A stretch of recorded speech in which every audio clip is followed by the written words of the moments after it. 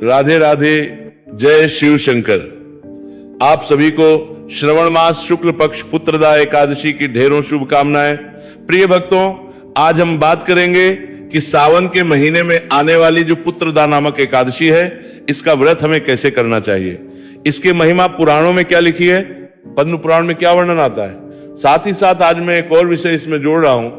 श्रवण मास महत्व में भगवान शंकर के द्वारा भी इस व्रत के विषय में विधान बताया गया है। भगवान क्या कहते हैं, कैसे इस व्रत को करना चाहिए, इसकी विधि क्या है, नियम क्या है, पारण कब करना चाहिए, कैसे करना चाहिए, मंत्र क्या है, भोग क्या है, व्रत किया कब जाएगा, शुभ मुहूर्त क्या रहेगा, पारण कब होगा, इस प्रकार से संपूर्ण जानकारी आने वाली पुत्रदा एकादशी के विषय में प्रदान की जाएगी। साथ ही आपको एक उपाय भी बताऊंगा जो संतान प्राप्ति के लिए है। आज के समय में ये बड़ा प्रश्न है, अनेकों लोगों के सामने संतान प्राप्ति को लेकर परेशानियां आ रही हैं। ये कैसे सहायक हो सकती है, क्या उपाय हमें इसमें करना चाहिए। यूं तो ये व्रत ही अपने आप में संतान प्रदान करने वाला, पुत्र प्रदान करने वाला है, पर इस दिन और क्या है विशेष उपाय, उसकी जानकारी भी वीडियो के माध्यम से प्रदान करूंगा। जानकारी संपूर्ण पुराणों पर आधारित है, इसमें मनगढ़ंत कुछ नहीं है, कहां किस पुराण में क्या लिखा है यह भी बताऊंगा। आइए जानकारी आरंभ करते हैं। आपसे निवेदन इतना है कि यह वीडियो बड़ा महत्वपूर्ण है, सभी के लिए संतान प्राप्ति उपाय सभी जानना चाहते हैं और इस एकादशी की महिमा सभी जानना चाहते हैं। ये एकादशी सबके करने योग्य है। सावन के शुक्ल पक्ष की एकादशी सबके करने योग्य है। सावन के शुक्ल पक्ष की 15 तिथियां प्रतिदिन व्रत करने योग्य है। इन तो जितना हो सके इस वीडियो को शेयर कीजिएगा। प्रभु की कृपा प्राप्त करने के लिए, अपने व्रत की सफलता के लिए कमेंट बॉक्स में अवश्य लिखिएगा जय श्री हरि या ओम नमो भगवते वासुदेवाय। भगवान वासुदेव आप पर कृपा करेंगे। आइए जानकारी आरंभ करते हैं। प्रिय भक्तों, श्रावण मास के शुक्ल पक्ष की एकादशी जिसे पुत्रदा एकादशी कहते हैं, और यहाँ आरंभ में ही बताऊं कि कुछ पुराणों में पंचांग आदि में इसे पवित्रा एकादशी के नाम से भी लिखा गया है, परंतु मूलतः ये पुत्रदा एकादशी के रूप में कही जाती है और ये पुत्र प्राप्ति के लिए परम कल्याणकारी है। परंतु केवल पुत्र प्राप्ति वालों को इस व्रत को नहीं करना है, ये व्रत मनुष्य को करना है, प्रत्येक मनुष्य को करना चाहिए। ऐसा भगवान श्री कृष्ण के द्वारा पद्म पुराण में वर्णन आता है। भगवान कहते हैं कि यह व्रत प्रत्येक मनुष्य का कल्याण करता है। जो धन चाहता है उसे धन की प्राप्ति हो जाती है, जो स्वास्थ्य चाहता है उसे उत्तम स्वास्थ्य की प्राप्ति हो जाती है, जिनका मानसिक क्लेश हो उनका मानसिक क्लेश कट जाता है, जो संतान की इच्छा से, पुत्र की इच्छा से इस व्रत को करता है उसे पुत्र की प्राप्ति, संतान की प्राप्ति हो जाती है। इसीलिए यह व्रत अवश्य करना चाहिए। अब आप कहेंगे पंडित जी इसमें ऐसा क्या है, ये तो प्रत्येक एकादशी में है। इसमें ऐसा यह है कि ये श्रावण मास के शुक्ल पक्ष की एकादशी है, जहां भगवान शंकर स्वयं कहते हैं, स्कंद पुराण में वर्णन आता है कि इस माह में आने वाली प्रत्येक तिथि की महिमा अन्य माह में आने वाली तिथियों से अनंत गुणा अधिक है। अर्थात जैसे वे में एकादशी आती है, माघ में भी आती है, कार्तिक में भी आती है, तो भगवान शंकर कहते हैं कि इन महीनों की तुलना अगर आप श्रवण के साथ करेंगे तो वो इसके सामने 1% के समान है। जो पुण्य सावन में मिलता है उसके सामने उन महीनों का पुण्य 1% सम्मान लगा लो। अब सोचिए, ये जो माँ इतना पुण्य देने वाला है, तो फिर इसमें आने वाले व्रत और त्योहार की महिमा क्या होगी। इसीलिए सावन के विशेष रूप से शुक्ल पक्ष के जो व्रत हैं वो तो अवश्य करने ही चाहिए और प्रत्येक मनुष्य करनी चाहिए। मैं यही कहूंगा कि ये एकादशी सभी लोग करें। इसका महत्व इसलिए भी बढ़ जाता है क्योंकि ये चतुर्मास की एकादशी है। चतुर्मास में जब भगवान नारायण योग निद्रा में होते हैं, उस समय भगवान नारायण ने यही कर्म मनुष्य के लिए सर्वाधिक बताया है। पूजा, पाठ, जप, तप, व्रत और दान, ये जितना आप इन 4 महीनों में करेंगे उतना अधिक कल्याणकारी है। इसलिए भी आपको यह एकादशी अवश्य करनी चाहिए। प्रिय भक्तों, अब मैं इस एकादशी की महिमा के विषय में संक्षिप्त में आपको जानकारी देता हूं, फिर मैं मूल विषय पे आता हूं कि व्रत कैसे करना है। देखिए, ये जो एकादशी का व्रत है, इसके विषय में जब भगवान श्री कृष्ण से महाराज युधिष्ठिर के द्वारा पूछा गया तो भगवान ने इसके लिए एक वृतांत श्रवण कराया। उसको विस्तार से सुनाएंगे। तो बहुत बड़ा वृतांत है। उसका सारांश यह था कि एक राजा हुए महिष्मती नगरी, वो बड़े धर्मात्मा थे, सदा धर्म कर्म करते थे, प्रजा की सदा रक्षा करते थे, प्रजा का पालन अच्छे से करते थे, पुत्र वत्स सबका पालन करते थे, कभी किसी से अतिरिक्त सूद नहीं लिया, टैक्स नहीं लिया, प्रजा सदा। फिर भी उनके घर में पुत्र प्राप्त नहीं हुआ, उनको कोई संतान नहीं हुई। और इस कारण से चिंतित थे कि उनके बाद उनका क्या होगा, क्योंकि जिनको संतान ना हो उनकी मुक्ति की संभावनाएं कम हो जाती है। ऐसा कहा जाता है कि उनका श्राद्ध कर्म आदि कौन करेगा। और राजा को तो चिंता यह भी कि राजगद्दी पर कौन बैठेगा, कौन उनके राज्य को संभालेगा। इस चिंता से पीड़ित होके उनकी प्रजा भी बड़ी पीड़ित हुई, क्योंकि जब राजा अच्छा होता तो प्रजा राजा के दुख को अपना दुख दर्द समझती है। तो प्रजा ने निर्णय कि इसके लिए कुछ उपाय किया जाए। प्रजा वन में जाती है, अनेक प्रयत्न करने के बाद ऋषि लोमस के आश्रम पहुंचती है। लोमस ऋषि के सामने सारा वृतांत बताते हैं कि इतने अच्छे राजा को इतने अच्छे कर्मों के बाद भी ये क्यों भोगना पड़ रहा है।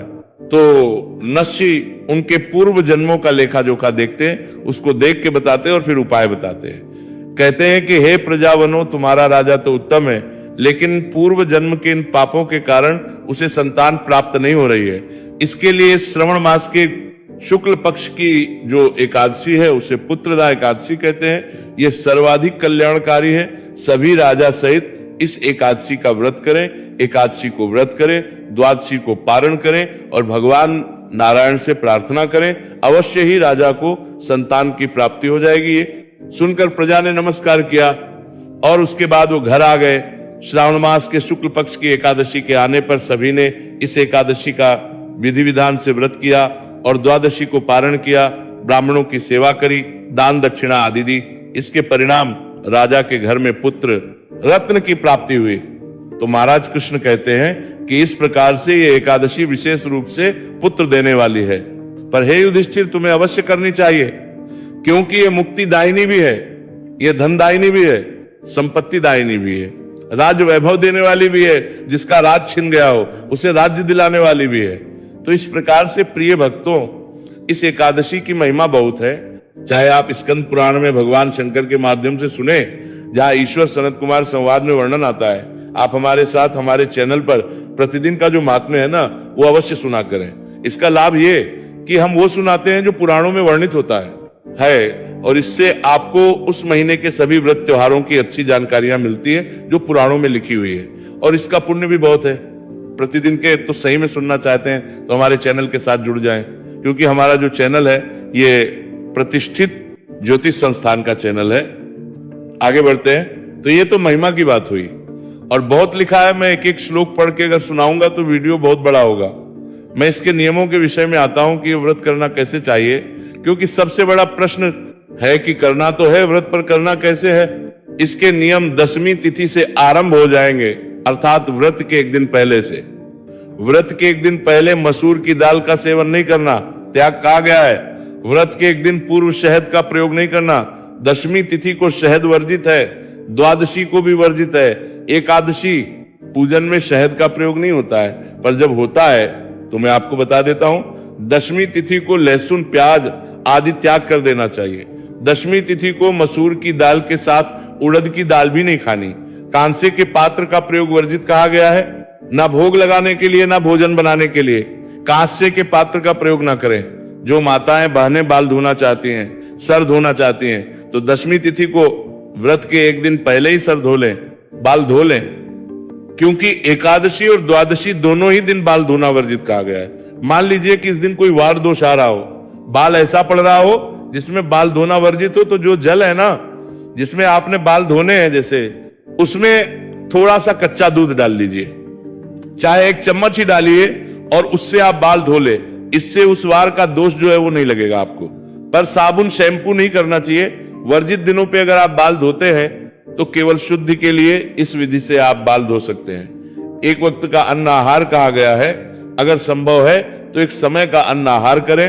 और क्योंकि आजकल बड़ी सारी शारीरिक परेशानियां भी हैं, दवाई गोलियां चल रही होती हैं, जिनके लिए संभव ना हो वो अपने अनुसार कर सकते हैं। जिनके लिए संभव हो, शारीरिक क्षमता जिनकी अच्छी हो, वही 10वीं तिथि को एक समय अन्न का नियम धारण करें और रात्रिकाल को दंत धावन करके सोए, जिससे कि अन्न का कोई विदा ना आपके मुख में ना रहे। एकादशी के दिन सूर्योदय से पहले उठ जाए, क्योंकि इस दिन का स्नान परम कल्याणकारी होगा। श्रावण मास के एकादशी का स्नान है, इसका महत्व बहुत है। सूर्योदय से पहले उठ जाइएगा। सूर्योदय लगभग 6 बजे के आसपास होगा, उससे पहले आपको उठ जाना चाहिए। अन्य प्रांतों में कुछ पहले भी हो सकता है। जो पूर्वी भारत के प्रांत है वहां थोड़ा पहले हो सकता है। तो आप अपने शहर के अनुसार समय देख लीजिएगा या कमेंट बॉक्स में लिख के पूछ लीजिएगा कि आपके यहाँ पर सूर्योदय का समय क्या है, मैं आपको वहां बता दूंगा। एक बात का ध्यान रखें कि एकादशी या किसी भी व्रत में सामान्यतः आपको दातुन का प्रयोग नहीं करना। दातुन के अलावा ये जो टूथपेस्ट और मंजन आप प्रयोग करते हैं ना, जो सामान्य बाजार में मिलते हैं, वो नहीं प्रयोग करने चाहिए।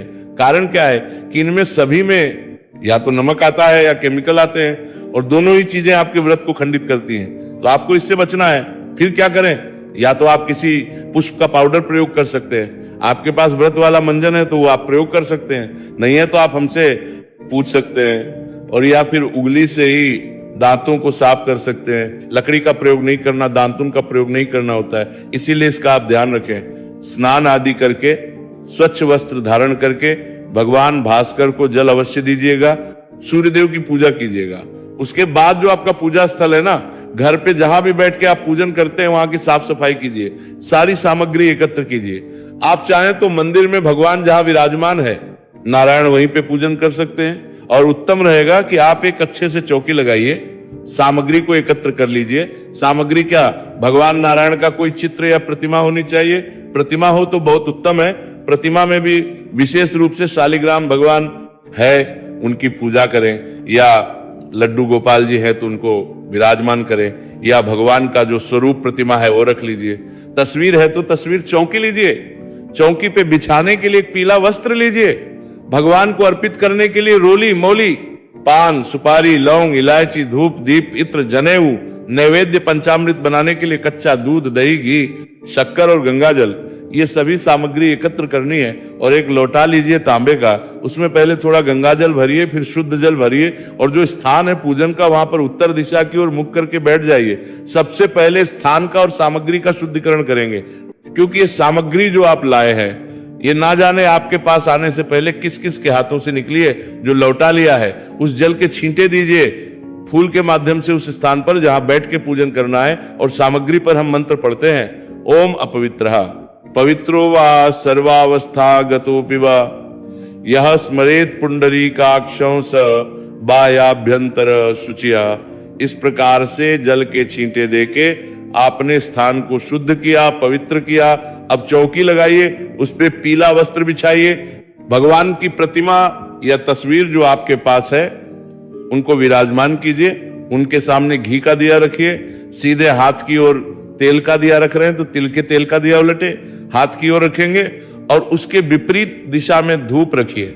इस प्रकार से आपने स्थापना करनी है भगवान की। स्थापना करने के बाद भगवान का पूजन करेंगे। जो लोटे में जल लिया है आपने, उसमें से थोड़ा सा जल किसी दूसरे पात्र में ले लीजिए और उसमें से आप जलाचमनी करेंगे, ये आपकी के लिए प्रयोग होगा। और जो लोटे में जल है ना, ये हम भगवान के पूजन के लिए प्रयोग करेंगे। जो दूसरे पात्र में जल लिया है उसमें से 1 चम्मच जल अपने हाथ में लीजिए, हाथ धो लीजिए। हाथ धोने के बाद 3 बार आपने जलस्मनी करनी है, अर्थात चम्मच से एक चम्मच जल अपने हाथ में लेना है और पी जाना है। ओम माधवाय नमः जल लीजिए, पी जाइए। ओम केशवाय नमः जल लीजिए, पी जाइए। ओम नारायणाय नमः जल लीजिए, पी जाइए। ओम ऋषिकेशाय नमः हाथ धो लीजिए।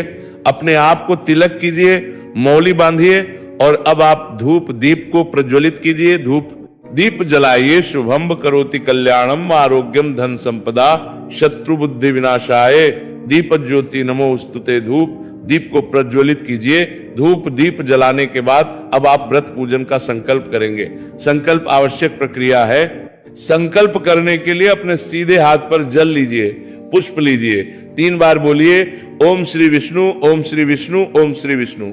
अपना नाम अपना गोत्र जिस स्थान पर बैठकर संकल्प कर रहे हैं वहां का मकान नंबर, क्षेत्र का नाम, शहर का नाम, सावन मासे शुक्ल पक्षे भगवान नारायण एकादशी व्रत श्री विष्णु, और यह संकल्प भगवान के चरणों में अर्पित कर दीजिए। यहाँ जो भी संतान प्राप्ति के लिए व्रत करें तो संकल्प में संतान प्राप्त ही अवश्य बोलिएगा।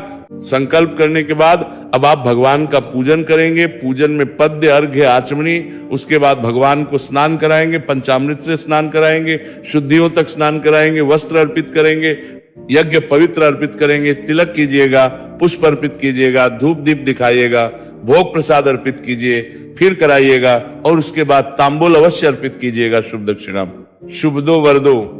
और जो भी दक्षिणा अर्पित करना चाहते हैं वो दक्षिणा अर्पित कीजिएगा, हाथ जोड़ के नमस्कार कीजिएगा और फिर एकादशी की कथा सुनिएगा। कथा के साथ विष्णु शास्त्र नाम अवश्य सुनना है और आरती करनी है। उसके बाद जो भक्तगण विशेष रूप से संतान प्राप्ति के लिए कर रहे हैं, उनके लिए मैं अलग से गोपाल शास्त्र नाम का पाठ अपलोड करूंगा, उसको अवश्य सुनिएगा और उसके बाद ही आरती कीजिएगा।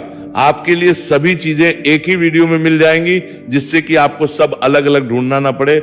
आरती तक सब एक ही वीडियो में मिल जाएगा। तो आरती आदि करके फिर नियम अनुसार दिन को व्यतीत कीजिए। नियम की जानकारी मैं पिछले वीडियो दे चुका हूं, यहां फिर से बताऊंगा, तो ये वीडियो और बड़ा होगा। एक वीडियो अंतिम बनाऊंगा मैं एकादशी से, एक दिन पूर्व उसको ध्यान से देखिएगा, उसमें बड़ी विशेष जानकारियां आएंगी। और इस एकादशी की पूरी पूजा का वीडियो मैं अलग से बनाऊंगा, वो पूजा विधि अवश्य देखिएगा। मंत्र सहित मैं पूजन कराता हूं, उसको चला लीजिए और उसके बाद उसके अनुसार पूजन करते जाइए, कल्याण ही कल्याण है। अब बात करते हैं कि इस एकादशी का व्रत कब करना है, पारण कब करना है। प्रिय भक्तों, ये एकादशी तिथि जो है, इसकी शुरुआत हो रही है 23 अगस्त को प्रातः 2 बजे और ये 24 सुबह 4:18 पर समाप्त हो जाएगी। ऐसे में 23 अगस्त को सूर्य के मुख से एकादशी रहेगी और पूरा दिन रहेगी। 23 अगस्त को ही इस एकादशी का व्रत किया जाएगा। दिन रहेगा रविवार का, पूजा के लिए उत्तम। चौघड़िया आपको मिल जाएगा 7:30 से और 11:30 के बीच में आप पूजन कर सकते हैं, उत्तम रहेगा। बात करें पारण की, तो पारण करेंगे आप सोमवार के दिन, लेकिन इस बार पारण देर से होगा क्योंकि हरिवासन का समय बड़े ही देर से समाप्त हो रहा है। सर्वोत्तम रहेगा 2 बजे से 4 बजे के बीच में। यदि किसी के लिए इतना रह पाना संभव ना हो तो आप 10:30 बजे के बाद पारण कर सकते हैं। यदि जानकारी आने वाली एकादशी के विषय में जानकारी थोड़ी भी अच्छी लगी हो तो कृपया लाइक अवश्य कीजिएगा। चैनल पर नए हैं तो सब्सक्राइब कीजिएगा, जितना हो सके शेयर कीजिएगा। राय देना चाहते हैं कुछ तो कमेंट बॉक्स में लिख सकते हैं, कुछ पूछना चाहते हैं कमेंट बॉक्स में लिख के पूछ सकते हैं। भगवान नारायण सब पर कृपा करें। जय श्री कृष्ण।